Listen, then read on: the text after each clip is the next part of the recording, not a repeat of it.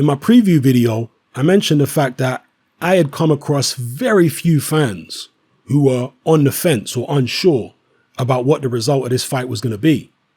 The overwhelming majority of people were coming down extremely heavily in favor of one fighter or the other, to such a degree that they were literally guaranteeing victory for the fighter who they were picking. In the case of the people picking Kovalev, not only were they picking him to win, but the vast majority were picking him to win in a one-sided fight, in a mismatch, in a fight which wouldn't even be remotely competitive, a fight which would be over in 4 or 5 rounds. I think the most rounds I saw was maybe 7. With the people picking Yarde, they weren't necessarily saying it was going to be an easy fight, but they were no less confident in guaranteeing victory. And to me, this was curious because, at least in my head, I had a hell of a lot of questions about Sergey Kovalev and even more questions about Anthony Yarde. So the fact that the majority of people were absolutely guaranteeing victory for one fighter or the other, to me that suggested that most people were predicting this fight with their heart rather than with their head. In other words, they were wishful thinking. They were focusing on a particular outcome, desperately wanting it to happen, to such an extent that it was clouding their judgment, and they could no longer see the forest for the trees. Now, the way the fight played out, it proved both sets of fans right and both sets of fans wrong. For the people who picked Kovalev, they were right in the sense that Kovalev won, but they were totally wrong in terms of the way the fight would play out, the nature of the fight, because far from being a mismatch, far from being a comfortable victory for Kovalev, it actually turned out to be one of the toughest fights he's ever had in his entire professional career. In fact, behind the second Andre Ward fight and the first Alvarez fight, this was probably Kovalev's toughest fight. Some might say the first Darnell Boone fight, but there's no footage of that fight, so, we can put that one on ice for now. So potentially this was the third toughest fight of Kovalev's professional boxing career. So again, the majority of people who picked Kovalev were way off on that. Now, the people who picked Yarde, they were very, very right in terms of how much trouble they expected Yarde to give Kovalev. But of course, they were wrong in terms of Anthony Yarde winning, because he certainly didn't win. And not only didn't he win, but I don't think Anthony Yarde was ahead on anybody's scorecard going into that 11th round. Certainly not mine, certainly not any of the judges, certainly not any of the commentators. I think we can all universally agree that Sergey Kovalev had a decisive lead going into that 11th round. And by decisive, I mean Anthony Yarde would have needed several knockdowns to have won that fight on most people's scorecards if it had gone 12, okay? Including on mine. So both sets of fans are right and both are wrong. Now, what I do have to focus on, however, is the attitude of a lot of people who pick Kovalev in the aftermath of the fight. Because at the end of the day, people have egos, and a lot of people don't want to admit that they were totally wrong about the way the fight would play out. They thought it would be a mismatch and easy for Kovalev. They don't want to do that, so instead they are trying to spin this fictitious, fraudulent narrative that somehow it was actually an easy fight for Kovalev and that there was only one competitive round in it. The rest of the fight, Kovalev dominated. This is the fictitious, fraudulent narrative they're trying to spin. And they're trying to prop up this fraudulent narrative with 2 bits of extremely flimsy information, or evidence if you wish to call it that. First of all, you've got the BT Sport commentary. Now, I didn't watch this fight on the BT Sport broadcast. I watched the ESPN broadcast. When I eventually got around to watching the BT Sport highlights, I was absolutely stunned at the nonsense I was hearing from BT Sport, particularly from John Rawlin. Now, this is not the first time I have bemoaned the ineptitude of John Rawlin, right? I've done so in multiple videos over the years. I've been telling you that this guy doesn't know what he's looking at for a very long time.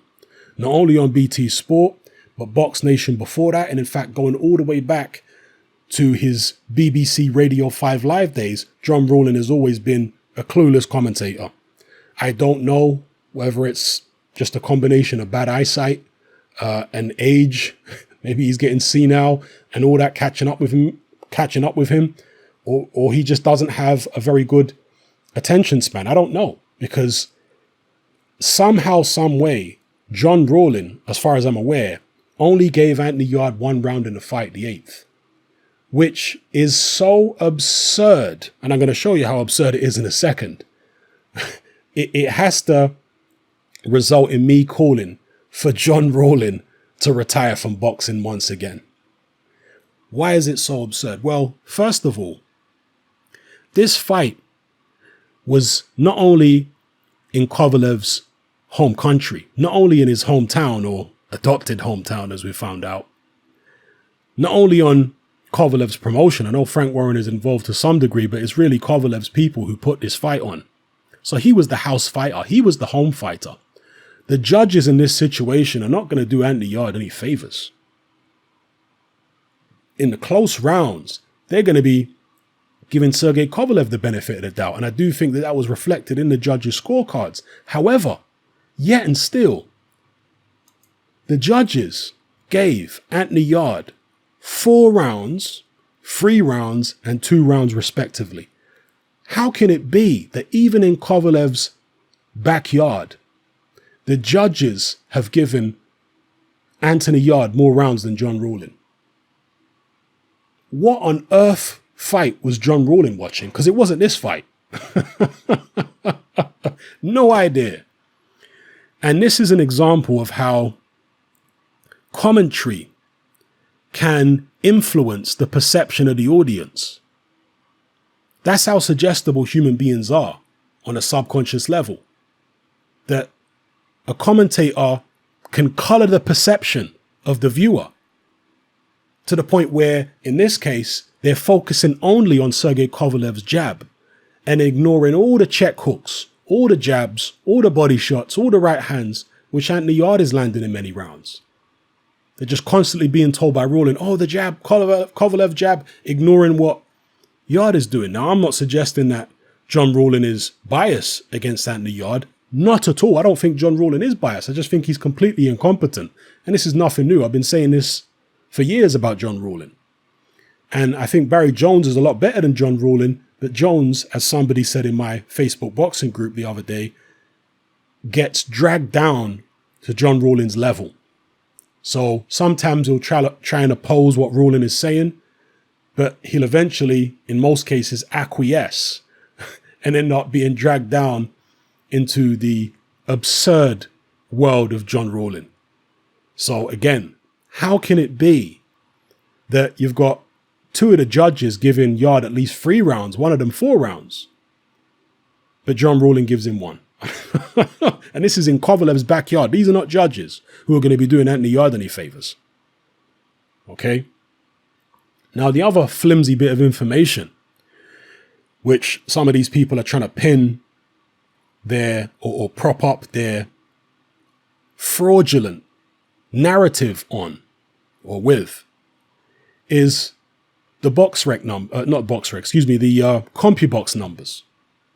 They're saying that according to CompuBox, Yarde only outlanded Kovalev in 1 round. And that proves that Yarde only won a single round in the fight.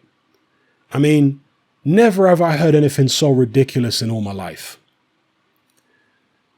For those who don't know, and you really all should know by now, fights in professional boxing are not scored using CompuBox. And there is a reason why you don't score fights in professional boxing using CompuBox. One reason is because CompuBox is not foolproof. CompuBox is not completely accurate because all it is 3 old men sitting ringside and pushing a button when they think that somebody landed a punch. So therefore, you have to make allowances for human error. There are going to be some times when the guy pushes the button thinking that somebody had landed a shot and it didn't actually land. There are going to be other times when the guy doesn't push the button thinking a punch was blocked or missed when it actually landed. That happens. So that's one reason why they don't use CompuBox to score professional fights. The second reason why they don't use CompuBox to score professional fights is because it doesn't take into account the quality of the punches. You see, in amateur boxing, it's all about who scores the most shots. So in an amateur bout, if one guy lands 10 jabs in the fight, or 10 punches total and it's 10 jabs, and the other guy lands 7 punches total and it's 7 power punches, more often than not, the guy who landed the 10 jabs is going to win. But in professional boxing, it's different. In professional boxing, if one guy lands 10 jabs in a round, and that's the only shots he lands, and the other guy lands 7 power punches, they'll very often give it to the guy who landed the 7 power punches. Even though he landed less punches, they're looking for the person who landed the more clean, effective blows. And by effective, they mean damaging. Who caused the most damage? Okay, now, it would take a hell of a lot of jabs. I mean, you might have to outscore the guy 20 jabs to 7 power punches in the eyes of some judges in order for them to award you the round by sheer volume. But if the number of punches landed in the round are relatively close and there's only 2 or 3 shots in it, they'll very often give it to the guy who landed the power punches rather than the guy who landed the jabs. You understand? This is how they score professional boxing, and this is why they don't use CompuBox to score professional fights. Yeah, it's for a reason, people. CompuBox is just a rough guide. That's all it is. Now, if you've got CompuBox figures for a particular round, and one guy is said to have landed 25 and the other guy only landed 4, then clearly, right, because the margins are so huge, you can see that one guy definitely won that round. But if you've got a margin of 2 or 3 punches in a particular round, you can't just look at the CompuBox numbers and say, okay, yeah, he definitely won that round because he landed 2 more punches on CompuBox. That's ridiculous, people. For one, you don't know how accurate that is. You'd have to have a count back using video assist. And for 2, there's no taking into account the quality of the shots. Okay? And as it relates to this Kovalev Yarde fight, there were several rounds where Yarde, in fact, for the most part in the rounds that Yarde won, it was done using power shots. Now, in terms of just going back to the judges' scoring of the fight, the judges didn't agree on several rounds. And that is a reflection of how close many of these rounds were. For example, 2 of the judges gave Anthony Yarde the 5th, but the other judge gave it to Kovalev. See, even the judges are split on who's winning what rounds. I mean, on one of the judges' scorecards, he initially had given, you can see here on his scorecard, he initially gave the 2nd round to Yarde, then scribbled it out and changed it and gave it to Kovalev. When I watched this fight first time around, I gave Yarde the first 3 rounds. When I watched it second time around, I gave Kovalev the first round, 2nd and 3rd rounds to Yarde, 4th round to Kovalev, etc., etc. In the end, I think I gave Yarde 4 rounds in the fight. So again, Kovalev had a commanding lead going into that 11th on my card, but you know, I was in line with one of the judges. I didn't give Yarde all the same rounds that the first judge gave Yarde, but I still gave him the same number of rounds. Okay, again, plenty of close rounds in the fight. So this fraudulent, fictitious narrative that some people are pushing, that this was somehow an easy fight for Kovalev, no problem at all, it's absolute nonsense. It isn't borne out by the judges' scorecards. It isn't borne out by what your eyes actually look at if you're paying attention and you're not influenced by John Rowland's absurd commentary. It also isn't borne out by Kovalev's reaction after the fight, because Kovalev was heaping praise on Anthony Yarde. I mean, when have you seen Kovalev interject in an opponent's post-fight interview in the ring to praise him, to tell him that he's got, a lot of skill and a great defense and how he's going to be a champion in future? When have you ever seen Kovalev do this before? Kovalev is the mean guy. He's not the guy who interjects himself into post-fight interviews of his opponent and starts heaping praise on him. That's how impressed he was with Anthony Yarde. Same thing with his trainer, Buddy McGirt, who was heaping praise on Anthony Yarde in the dressing room, saying that he was surprised and shocked by how good Anthony Yarde was.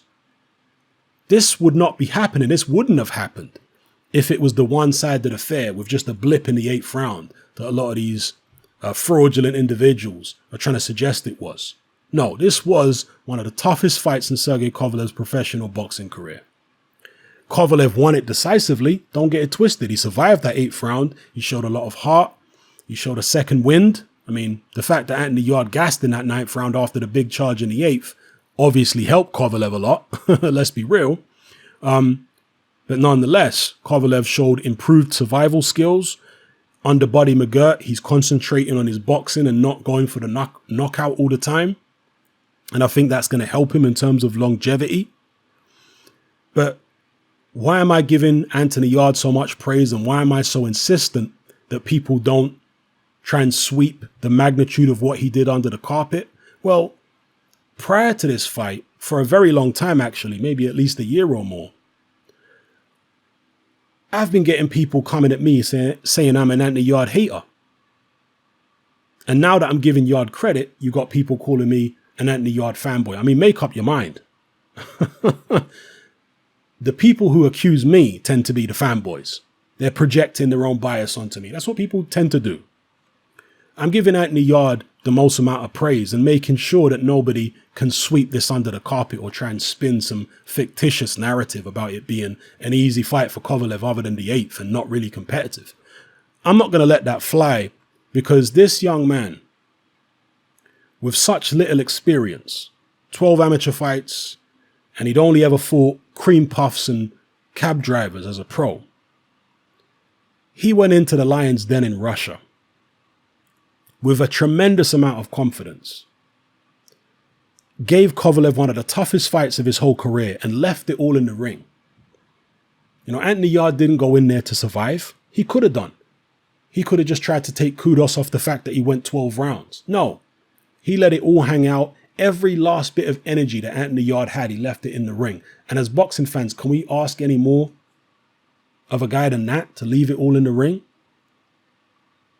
Of course, from a technical point of view, from a tactical point of view, you could say, oh, well, he would have paced himself better and he could have been smarter in there. Yeah, he could have, but he doesn't have the experience to know when to put your foot on the gas and when to take it off and how long to put your foot on the gas for. For a guy with such limited experience to have that level of confidence to fight the way that he did, the determination, the belief. I'm telling you, as I said in my post-fight video, most guys with Anthony Yarde's lack of experience would have got battered in a couple of rounds, and it wouldn't have been competitive. It would have been what most of the people picking Kovalev predicted. It would have been a rout, but it wasn't. So Yarde deserves the credit for that.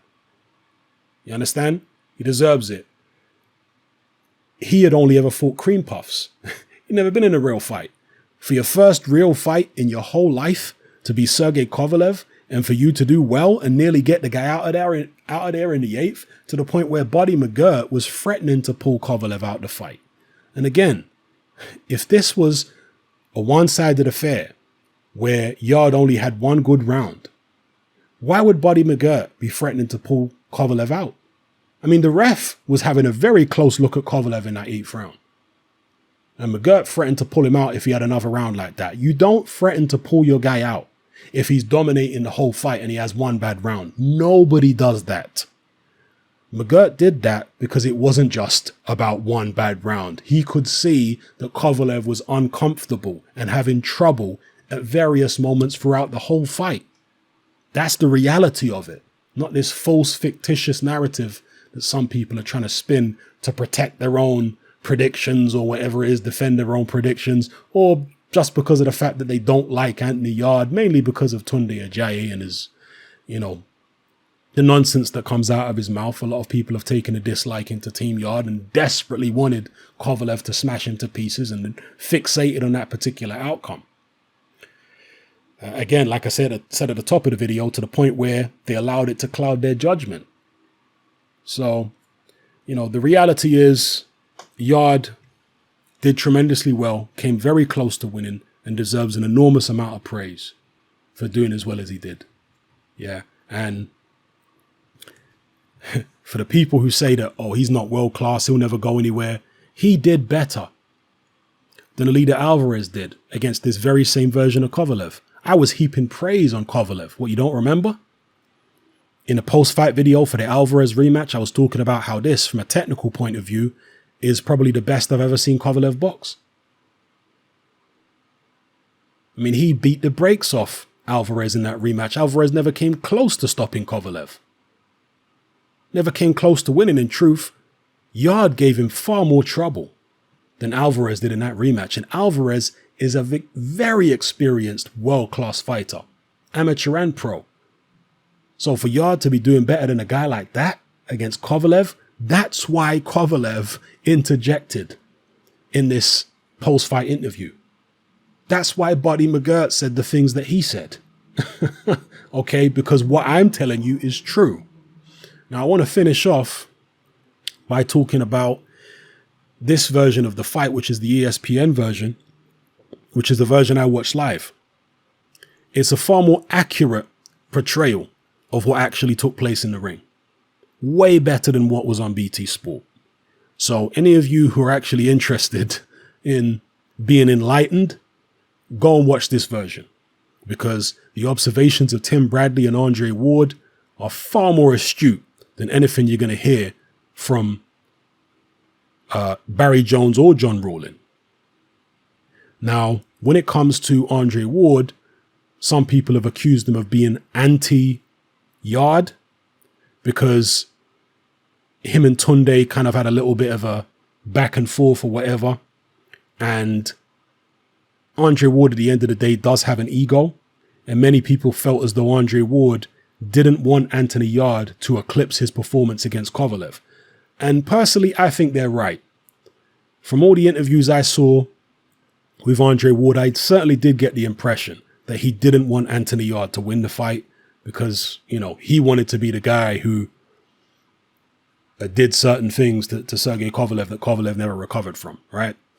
But at the same time, Ward also doesn't like Kovalev. There's still animosity between the two. Yeah? So actually, Ward was in a great position to be objective because he didn't really, like either fighter. Well, I don't think he has anything personally against Yarde, but he certainly, has an issue with Tunde and some of the things Tunde's been saying. And as for Tim Bradley, he really didn't have a horse in the race. So again, go watch it for yourselves and you'll see that Bradley and Ward were picking up on many, many things which John Rawlin and Barry Jones were completely ignoring. Much to my bemusement and frustration. So yeah, go have a watch of this and you'll see the fight in a very different light. I mean, you should be able to see the fight in a different light by just turning the commentary off. Watch the BT version, turn the commentary off. Don't just focus only on Kovalev's jab and be blind to everything that Yarde is landing. That's silly. But apparently a lot of people are doing that. Anthony Yarde won an absolute minimum of 3 rounds. 4 rounds is more realistic. 2 rounds, you're pushing it. 1 round, what brand of crack are you smoking?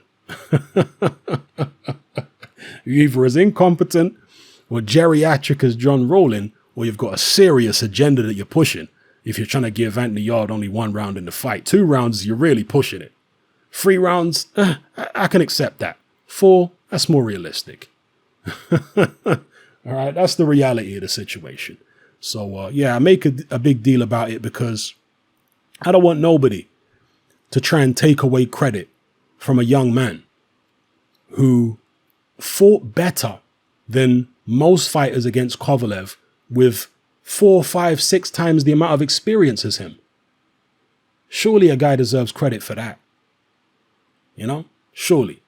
And as for Kovalev, does he deserve credit? Well, yeah, he deserves a certain amount of credit for the heart that he showed, for the improved survival skills on the Buddy McGirt, the things that he learned from the Ward fights and the first Alvarez fight. Yeah, he deserves credit for that. At the end of the day, he won decisively. You know, there was no controversy about the outcome of this fight.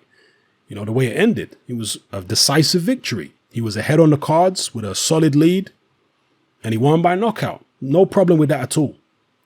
But again, given Yarde's inexperience, it was a bit of a worrying performance by Kovalev, truth be told. Because how can a guy with such little background in boxing, 12 amateur fights and fought nothing but cream puffs as a pro, who's been protected, how can a guy like that give you the third toughest fight in your career? I mean, this is the toughest fight that Kovalev has ever had, which he actually won. The only fights that were tougher than this were the 2 fights he lost. Well, 3 fights if you can't count the first Andre Ward fight. It was a very close fight. But yeah, 2 of the 3 fights he lost. So, you know, that's my take on this. Give Yarde the credit he deserves. He's got a tremendous amount of potential. If they get him the right, not only rehabilitation fights, but the right learning fights in the future, I think it's bright for him. Obviously, people are going to criticize what Tunde did in the corner, and I haven't really paid attention yet to that, but I think BT Sport have just uploaded a video of Tunde talking to Yarde in the corner, so I'm going to have a watch of that and then give you my assessment of how I think Tunde performed. But yeah, you know, Tunde, in terms of his matchmaking for Yarde, the management, questions have to be asked for sure, because he ultimately did fall short. But timing is everything, as Tunde likes to say. And if they'd given Anthony Yarde some, you know, more fights to gain experience, which would have given him rounds, would Kovalev even be champion right now? Or, well, not right now, but let's say Yarde had a year more, you know, didn't take the Kovalev fight now, but decided to take a year of gaining more experience, you know, 12-round fights and all that kind of stuff. Would Kovalev even be a champion in 12 months' time? Maybe not. Maybe it will just be Vodcek, Beterbiev, and Bivol. And would I pick Anthony Yarde in 12 months to beat either of them? Probably not. I think Kovalev, from what I've seen, is the most vulnerable of the light heavyweight champions right now. Not only because of his age, but because of the wear and tear, and also the outside the ring activities. You know, there's kind of a certain degree of uncertainty about what's going on with Kovalev. But the other guys, even though I think they're all in their 30s, they're fresher. They haven't been in the wars. They haven't taken the hard L's that Kovalev's taken. You know? So I would be less uncertain about the outcome of those guys against Yarde than I was, you know, with the outcome of Kovalev Yarde, because I was uncertain about the outcome of the fight, you know. But if Yarde was to fight Bivol, Beterbiev, or Vodcek anytime soon, I'll be picking all those guys quite confidently. I think Yarde needs a lot of work. I think he's got tremendous potential. We know now that he can take a shot. I mean, he started boxing, I think, at 19 or 20 years old. He's only like 28, 27, 28 now. God knows how good he could be if he'd started boxing young, you know, like most top fighters do. And God knows, you know, what would have happened if he had more experience, more relevant experience going into this fight, you know. Anyway, that's all a conversation for the future, so I'll save it for a different video. Let me know what you guys think in the comment section below. It's happening, I'm out. Join me on Patreon. I upload a minimum of 2 podcasts every single week, covering a wide variety of controversial topics, as well as live stream Q&A sessions. Take a look on screen right now at some of the podcasts I've produced so far, For just $3 a month, the equivalent of about £2 a month, you get access to all my new podcasts and my entire back catalogue of past podcasts, including my popular Confessions of a Nightclub Bouncer series. You can listen on your computer or on your smartphone or tablet by downloading the Patreon app from the Google Play Store or the App Store for free. The Patreon app also allows you to download each podcast in MP3. For less than the price of a cup of coffee, you get access to dozens of hours of exclusive content. It's easy to sign up, there's no contract, and you can cancel at any time. So come and join our community of free and critical thinkers by signing up with me here on Patreon today.